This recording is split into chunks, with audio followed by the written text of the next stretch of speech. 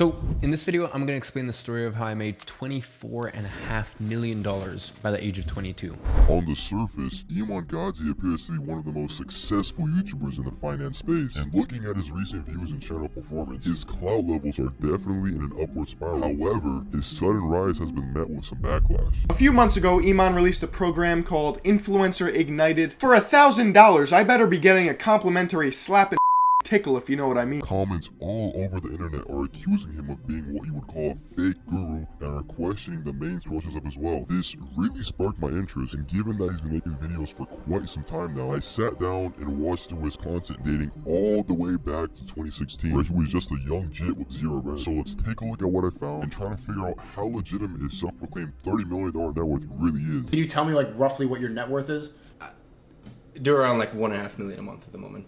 $1.5 million a month. Okay. Iman Gadzhi was born on January 3rd of 2000 in South Russia, where he was raised by his single mother and grandparents. You could say his life really was a movie, as he describes his early life living situations similar to the film Borat. Much like the shorties in my DMs, Iman did not have a father figure in his life, but his mother and grandmother made him feel like he had someone he could look up to. Growing up, his mother worked 2 jobs to be able to support herself and Iman, and upon turning 4, they moved to London, which was quite the transition for him. Going from a small town in Russia to all of a sudden living in a huge city took some adjusting for Iman. He went from TV channels that would broadcast the oldest classics to watching the latest videos from Mr. Beast and Era. At the age of 8, instead of getting into devious trouble with his friends, he instead began reading books. He would go to his local library and buy his favorite books, which he would later read at home. Now, these weren't any ordinary Diary of a Wimpy Kid books. Iman was reading certified hood classics like Rich Dad Poor Dad and the 48 Laws of Power. These rare habits is what separated him from the rest of the children. He was a shy kid and never went out of his way to talk to people. But as he grew, he crawled out of his little shell more and more. This just proves that WRIS can't be achieved through watching Alpha M videos alone. It can only be harvested with age and experience. Since Iman was now older and more confident, he wanted to make some money. He was still too young to submit a job application to become a certified OG at his local corner store. So he did the next logical thing he could do, which was starting a side hustle. This side hustle consisted of him flipping Instagram accounts. Iman made a slight couple grand from this hustle before departing from the hustle entirely. The only logical thing he could do with this money at such a young age is blow it all on Pokemon cards. But Iman was obviously different. He smelt an opportunity and decided to save up his money. Iman dreamed of becoming the next Graham Stephan, so he created his first YouTube channel where he would create videos documenting his entrepreneurial journey. The best part was that he was pretty consistent with his upload, unlike many other YouTubers. While Iman was busy with content creation, he realized Susan wasn't going to pay for the lifestyle he wanted. So this time, he decided to use his social media skills and offered to run his local soccer team's social media pages for $90 a week. The owner of the organization must have been in a good mood that day, because he agreed to the offer, and Iman was contracted to post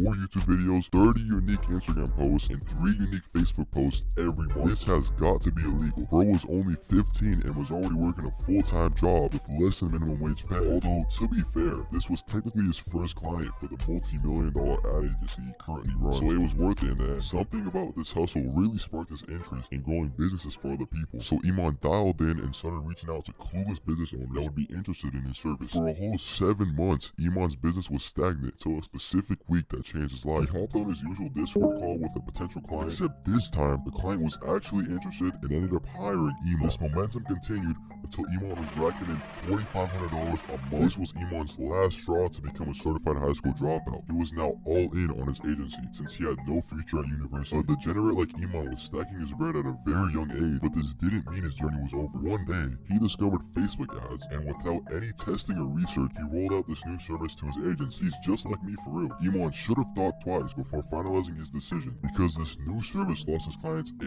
lot of money. Not only that, a lot of his clients ended up leaving his agency after his poor performance. This was a huge L for Iman, but this only gave him more momentum to bounce back from his loss. Iman began pulling back the slingshot by focusing on only one niche. This was the best decision he ever made, because when he let go of the slingshot, his business exploded.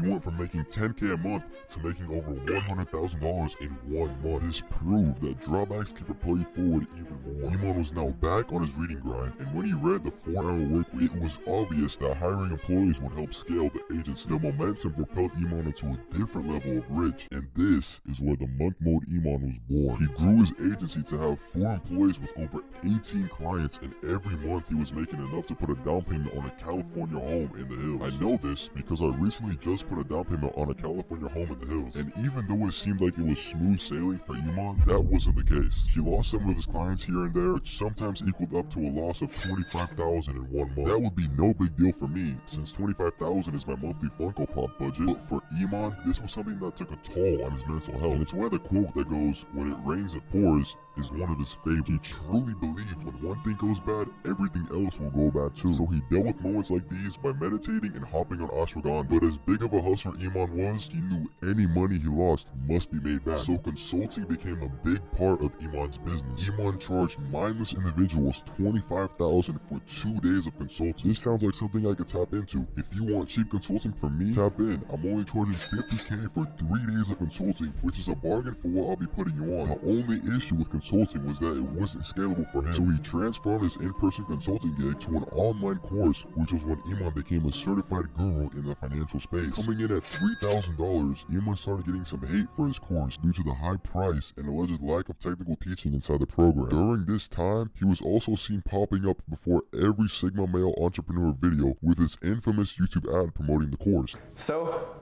I'm a 17-year-old high school dropout.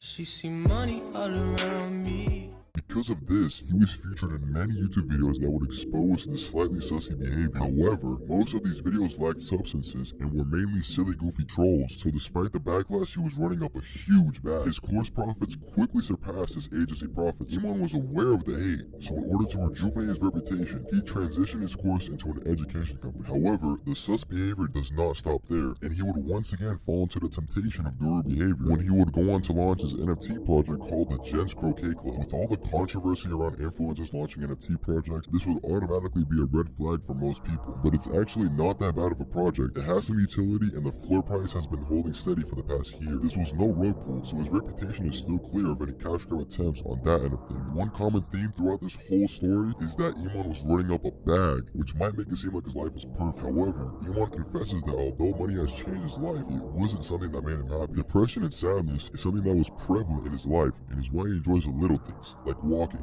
Probably why bro doesn't have any whips. Kinda lame. I would recommend securing yourself an E46 M3, but Iman learned from a very young age to focus on peace, God, and gratitude instead of material things, which I can really respect. And this entire story brings us to today, where Iman has been absolutely popping off in these last few months. However, this newfound fame is very different than his previous wave of rising to fame through paid YouTube ads. Much of his new audience is not familiar with that previous chapter of his life, and this new wave of clout coming his way is overwhelming positively, since it's organically driven from him putting out solid free content. By focusing on his production quality and getting nasty with his titles and thumbnails, he's been able to absolutely explode his channel throughout the last year. Now with all of this in mind, is he actually someone you can trust? People love to run to him selling a course as proof that he is a fake guru and someone that you should avoid. However, I don't believe selling a course is enough to qualify someone as a fraud. Online education seems to be the future, and there aren't many in-person courses you can take that will teach you how to start a social media marketing agency. Although he undoubtedly has made a lot of money through selling his program and educating people, we can't ignore that beyond reasonable doubt, he has made decent money with the business that he is teaching. His involvement in the NFT space may raise some red flags. However,